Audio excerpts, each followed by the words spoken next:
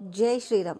అందరికీ నమస్కారం అండి. ఫ్రెండ్స్, ఈరోజు వీడియోలో అయితే మంచి ఇంట్రెస్టింగ్ అయిన వీడియో మీతో పంచుకోబోతున్నాను. చాలా ఇంట్రెస్టింగ్ అయిన విషయాలు అనేవి ఈ వీడియోలో పొందుపరచడం అయితే జరిగింది. కాబట్టి ఈ వీడియోని ఎక్కడా కూడా స్కిప్ చేయకుండా పూర్తి వీడియో చూసి మీ లవ్ని ఒక్క లైక్ రూపంలో తెలియజేయండి.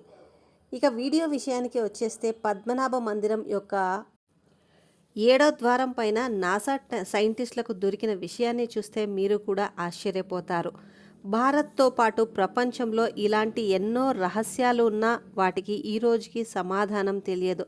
సైన్స్ ఎంత డెవలప్ అయినా కూడా సైన్స్కి కూడా సమాధానం దొరకని ఎన్నో రహస్యాలు ఈ రోజుకి ఉన్నాయి. ఈరోజు నేను మీకు అలాంటి మందిరం గురించే చెప్పబోతున్నాను. అంటే ఆ మందిరంలో ఇప్పటికీ కూడా వజ్రాలు, రత్నాలు, బంగారము దాగి ఉన్నాయి. వాటి గురించి తెలుసుకోవటానికి భారత ప్రభుత్వం జీవో కూడా పాస్ చేసింది. చాలా కష్టపడిన తర్వాత ఆ ద్వారాలు కూడా తెరిచారు. కానీ సైంటిస్టుల ముందుకు వచ్చిన దృశ్యాన్ని చూస్తే మీరు కూడా ఖచ్చితంగా ఆశ్చర్యపోతారు. స్వయంగా నాగలోకం యొక్క నాగపాము ఈ ఖజానాను రక్షిస్తుంది. నేను ఇప్పుడు చెప్పబోతున్నది దక్షిణ భారతదేశంలో ఉన్న పద్మనాభ స్వామి మందిరం గురించి. ఈ మందిరంలో మనకు తెలియని ఎన్నో రహస్యాలు దాగి ఉన్నాయి. ఇక్కడ దాదాపుగా 7 ద్వారాలు ఉంటాయి. 7వ ద్వారంలో ఖజానా దాగి ఉందని అంటూ ఉంటారు. దానికి చాలా పిశాచాలు, దేవతలు మరియు నాగుపాములు రక్షిస్తాయని అంటుంటారు. ఈ 7వ ద్వారాన్ని తెరవాలనుకున్న ప్రతి ఒక్కరూ కూడా విచిత్రంగా మాయమయ్యారు, లేదా వారు అనుమానాస్పద స్థితిలో చనిపోయారు. 1930లో ఒక దొంగల ముఠ ఈ మందిరంలో ఉన్న ఖజానాను దొంగలించడానికి వచ్చారు. వారు ఎప్పుడైతే 7వ ద్వారాన్ని తెరవాలి అనుకున్నారో అప్పుడు అక్కడ ఒక్కసారిగా వారి వెనకాల భయంకరమైన నాగుపాము పడింది. ప్రాచీన కాలంలో సాధువులు ఒక శక్తివంతమైన నాగపాశంతో ఈ ద్వారాన్ని భద్రపరిచారు. ఈ 7వ ద్వారాన్ని కేవలం అందరికంటే ఉన్నతమైన పూజారి గరుడ మంత్రం జపిస్తేనే ఈ ద్వారాన్ని తెరవగలం. కానీ 2011లో భారత ప్రభుత్వం తీసుకున్న నిర్ణయం వల్ల ఆ ద్వారాన్ని తెరవడానికి వచ్చిన సైంటిస్టులు ఈ రోజుకు కూడా పశ్చాత్తాపపడుతున్నారు. పద్మనాభస్వామి మందిరం కేరళలోని తిరువనంతపురంలో ఉన్న విష్ణు భగవానుడి యొక్క ప్రసిద్ధ మందిరం. ఈ మందిరం గర్భగుడిలో విష్ణు భగవానుడి విగ్రహం ఉంటుంది. ఈ విగ్రహాన్ని దర్శించుకోవడానికి ప్రపంచం నలుమూలల నుంచి కొన్ని లక్షల మంది భక్తులు వస్తారు. ఈ విగ్రహంలో విష్ణు భగవానుడు నాగుపాము పైన విశ్రాంతి తీసుకుంటూ ఉంటాడు. తిరువనంతపురం అనే పేరును భగవానుడి యొక్క పాము పేరు కావడం వల్ల పెట్టారు అని అంటూ ఉంటారు. ఇప్పటికే మీ మనసులో ఒక క్వశ్చన్ అయితే వచ్చే ఉంటుంది కదా, అసలు ఈ మందిరాన్ని ఎవరు నిర్మించారు అనే ప్రశ్న. ఈ మందిరంలో ఉన్న ఖజానా ఎవరిది? ఈ మందిరాన్ని మార్తాండ రాజుగారు నిర్మించారు. ఆ తర్వాత దీనిని ద్రవణ్కోర్ రాజుగారు అభివృద్ధి చేశారు. దీని గురించి మనకు 9వ శతాబ్దంలోని పుస్తకాలలో కూడా దొరుకుతుంది. దీని తరువాత షాహీ వంశం వాళ్ళు తమ దగ్గర ఉన్న ఖజానాని మొత్తం దేవుడికి సమర్పించారు. వాళ్ళ వజ్ర వైడూర్యాలు మొత్తం ఈ మందిరం యొక్క 7వ ద్వారంలో ఉంచారు. ఈ మందిరం యొక్క గర్భగుడి కింద మనకు 7 ద్వారాలు కనపడతాయి. వాటిలో 6 ద్వారాలు తాళం వేసి ఉంటాయి. 7వ ద్వారం పైన ఏ తాళము ఉండదు. మనకి అక్కడ కేవలం 2 నాగుపాములు గుర్తులు మాత్రమే కనపడతాయి. ఎవరైనా ఈ ద్వారాన్ని తెరవాలని ప్రయత్నిస్తే వాళ్ళు ఖచ్చితంగా పాము కాటుకు గురై చనిపోతారు, లేదా అనారోగ్యం పాలై చనిపోతారు. షాహీ వంశం వాళ్ళు తమ దగ్గర ఉన్న ఖజానాన్ని మొత్తం దేవుడికి అర్పించారు. ఎంతోమంది దొంగలు దీనిని దోచుకోవాలని ప్రయత్నించారు.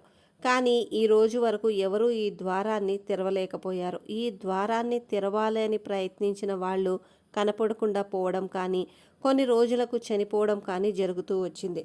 2011లో కూడా భారత ప్రభుత్వం ఇలాంటి నిర్ణయమే తీసుకుంది. ఒక ఐపీఎస్ అధికారి సుందర్ రాజన్ ఈ మందిరం యొక్క ఖజానాని వెతకడానికి సుప్రీంకోర్టు నుండి అనుమతి తీసుకున్నాడు. ఆ తరువాత సుప్రీంకోర్టు కూడా 7 వ్యక్తుల ఉన్న ఒక కమిటీని నియమించింది. అప్పుడు తిరువనంతపురంలో ఉన్న ప్రజలందరూ ఒకవేళ ప్రభుత్వం ఆ ద్వారం తెరిస్తే అప్పుడు అందరూ కష్టాలు అనుభవించవలసి వస్తుంది అని చెప్పారు. కానీ అవి ఏవి పట్టించుకోకుండా సుప్రీంకోర్టు ఆ ద్వారాన్ని తెరవమని ఆదేశించింది. దాని తర్వాత ఒక కమిటీని నియమించింది. అందులో చాలామంది సైంటిస్టులు, ఐపీఎస్ అధికారులు ఉన్నారు. వాళ్ళు పద్మనాభ మందిరంలోని గర్భగుడి కిందకు వెళ్ళినప్పుడు వాళ్ళకి ఆ 7 ద్వారాలు కనపడ్డాయి. మొదటి ద్వారం తెరిచినప్పుడు ఆ లోపల ఉన్న దృశ్యాలు చూసి అందరూ ఆశ్చర్యపోయారు. ఎందుకంటే అందులో ఎన్నో ఆభరణాలు, వజ్రాలు ఉన్నాయి. దీని తర్వాత మిగిలిన ద్వారాలు తెరవడం మొదలుపెట్టారు. మిగిలిన వాటిలో కూడా ఖజానా ఉంటుంది అని అనుకున్నారు. 6 ద్వారాల నుంచి రత్నాలు, లక్షల కోట్ల విలువ చేసే ఆభరణాలు దొరికాయి. ఆ 7వ ద్వారం తీసే సమయం రానే వచ్చింది. అందరి మనసులో ఒకే ప్రశ్న. ఈ 6 ద్వారాలలో ఇంత ఖజానా దొరికినప్పుడు ఆ 7వ ద్వారంలో ఏముంది? కానీ ఇక్కడ విచిత్రమైన విషయం ఏమిటి అంటే, మిగిలిన ద్వారాల లాగా ఈ ద్వారం పైన ఎలాంటి తాళము లేదు. కేవలం 2 పాముల గుర్తులు మాత్రమే ఉంటాయి. వాటిని చూసి అందరూ భయపడతారు. వాళ్ళ మనసులో ఏదో ఒక ఆందోళన. ఇప్పటి వరకు ఈ ద్వారాన్ని తెరవాలని ప్రయత్నించిన వారు అందరూ చనిపోయారు. ఆ ద్వారంలో ఏముందో తెలుసుకోవాలని సైంటిస్టులకు చాలా ఆసక్తిగా వేచి చూస్తూ ఉన్నారు. ఈ ద్వారాన్ని తెరవాలని అనుకున్నారు. ఆ ద్వారానికి తాళం లేకపోయినా 10 మంది సైంటిస్టులు కలిపి కూడా ద్వారాన్ని తెరవలేకపోయారు. వాళ్ళు ఆ ద్వారం పైన చెవి పెట్టినప్పుడు వాళ్ళకి అక్కడ నీళ్లు ప్రవహిస్తున్నట్టు శబ్దం వినిపించింది. కొంతమంది సైంటిస్టులు ఈ ద్వారం యొక్క 2వ వైపు దారి అరేబియన్ సీలోకి కలుస్తుందని చెప్పారు. కొన్ని లక్షల ప్రయత్నాలు చేసిన తర్వాత కూడా ఈ ద్వారాన్ని తెరవలేకపోయారు. ఆ తర్వాత వాళ్ళు కూడా శాస్త్రాల నియమాన్ని పాటించడం మొదలుపెట్టారు. వాళ్ళు గరుడ మంత్రం తెలిసిన ఒక పూజారి కోసం వెతకడం ప్రారంభించారు. ఎందుకంటే ఈ ద్వారాన్ని గరుడ మంత్రం చదివితే మాత్రమే తెరవగలరు. ఎప్పుడైతే ఒక పూజారి ఆ ద్వారం ముందు గరుడ మంత్రం జపిస్తున్నాడో అప్పుడు మందిరంలో సడన్గా కంపనలు మొదలయ్యాయి. ఈ కంపనాలని చూసి అందరూ చాలా భయపడ్డారు. గరుడ మంత్రాన్ని సగంలో ఆపేశాడు ఆ పూజారి. అలా ఆపడం వల్ల ఆ పూజారి అక్కడికక్కడే గుండెపోటు వచ్చి చనిపోయాడు. ఈ దృశ్యాన్ని చూసిన అక్కడి వాళ్ళు అందరూ కూడా భయపడిపోయారు. మొదటి రోజునే సైంటిస్టులు అందరూ కూడా వాళ్ళ ఓటమిని ఒప్పుకొని ఇక ఈ ద్వారాన్ని తెరవలేము అని అక్కడి నుండి వెళ్ళిపోతారు. కానీ ఆ ఖజానా మాత్రం ప్రభుత్వానికి లభించింది. ఇక ఏ విషయం అయితే జరగకూడదని అందరూ భావించారో అదే జరిగింది. ఆ ద్వారాన్ని తెరవడానికి ప్రయత్నించిన వ్యక్తులలో 2 వ్యక్తులు ఆకస్మిక స్థితిలో చనిపోయారు. మిగిలిన వారి జీవితాలలో కష్టాలు మొదలయ్యాయి. అప్పుడు పద్మనాభస్వామి పూజారి ఇంకొకసారి ఈ ద్వారాన్ని తెరవాలని ప్రయత్నిస్తే మీ జీవితాలలో కూడా కష్టాలు బాగా పెరిగిపోతాయని ప్రభుత్వానికి చెప్పాడు. ఆ తర్వాత ప్రభుత్వము ఈ రోజు నుంచి ఈ ద్వారాన్ని ఎవరూ తెరవకూడదు అని ఒక నిర్ణయాన్ని తీసుకుంది. ఇలా ఎందుకు చేసింది అంటే ఆ ద్వారాన్ని ఇప్పటి వరకు ఎవరైతే తెరవాలని భావించారో వాళ్ళకి ఏదో ఒక విధంగా కష్టాలు వెంటాడుతూనే ఉన్నాయి. ఐపీఎస్ అధికారి సుందర్ రాజన్ ఈ మందిరాన్ని తెరవడానికి అనుమతి తీసుకున్నాడు. ఈ ఘటన తర్వాత అతనికి ఆరోగ్యం పాడైపోయి కొన్ని రోజులకే అతను చనిపోయాడు. ఈ ఘటన తర్వాత మందిరం యొక్క ప్రశాసనులు ఒక భయంకరమైన మాట చెప్పారు. ఎవరైతే ఈ 7వ ద్వారాన్ని తెరవడానికి ప్రయత్నిస్తారో వాళ్ళ జీవితంలో మార్పులు చాలా భయంకరంగా ఉంటాయి అని. తిరువనంతపురం అనేది ఒక పాము పేరు. ఆ పాము ఈ రోజుకు కూడా అక్కడ ఉన్న ఖజానాను రక్షిస్తుంది.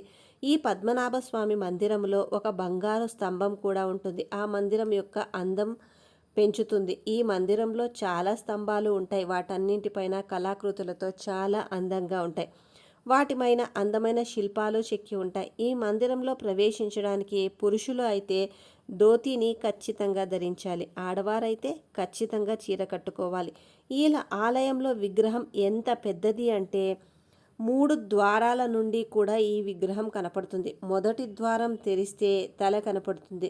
2వ ద్వారం నుండి భగవానుడి నుండి వెలువడ్డ కమలం కనపడుతుంది. 3వ ద్వారం నుండి భగవంతుడి యొక్క కాళ్ళు కనపడతాయి. చూసారు కదా ఫ్రెండ్స్, ఇంత విన్న తర్వాత మీ మనసులో ఇంకొక ప్రశ్న అయితే ఉద్భవించి ఉంటుంది కదా, అసలు ఈ 7వ ద్వారాన్ని తెరవలేమా అంటే అసలు కుదరదు అనే చెప్పుకోవాలి. ఇక్కడ ఒక శాసనం కూడా చేసి ఉంది. ఎవరైతే ఈ ద్వారాన్ని తెరవాలని అనుకుంటారో వారికి ఖచ్చితంగా కఠినమైన శిక్షే విధించబడుతుంది అని శాసనం అయితే తెలియజేస్తుంది. ఎందుకంటే సాక్షాత్తు ఆ అనంతనాగుడే ఈ యొక్క 7వ ద్వారాన్ని రక్షిస్తున్నాడు అని మనకు అర్థమవుతుంది. ఈ 7వ ద్వారానికి తాళం అయితే ఉండదు. కాకపోతే 2 పాముల గుర్తులు మాత్రం ఉంటాయి. 16వ శతాబ్దంలో ఒక సాధువు గరుడ మంత్రాన్ని పఠించే ఈ ద్వారాన్ని మూసివేశాడు అని అయితే చెప్పడం జరుగుతుంది. ఇక ఈ ద్వారాన్ని తెరవాలి అంటే ఆ సాధువు వచ్చి ఆ గరుడ మంత్రాన్ని పఠించాలి. ఒకవేళ అది కాదు అని ఎవరైనా తెరవడానికి ప్రయత్నిస్తే ప్రళయం సంభవిస్తుంది అని అయితే అంటూ ఉన్నారు. ఎప్పుడైతే ఆ సాధువు గరుడ మంత్రాన్ని జపిస్తాడో అప్పుడే ఈ ద్వారాలు వాటంతట అవే తెరుచుకొనబడతాయి అని అయితే శాసనం చెప్పబడుతోంది. మరి చూసారు కదా ఫ్రెండ్స్, ఇలాంటి రహస్యాలున్న ఆలయాలు ఎన్నో మన భారతదేశంలో ఉన్నాయి. మీకు ఈ పాటికి ఈ విషయాలు తెలుసా? తెలుసుంటే కమెంట్ చేయండి.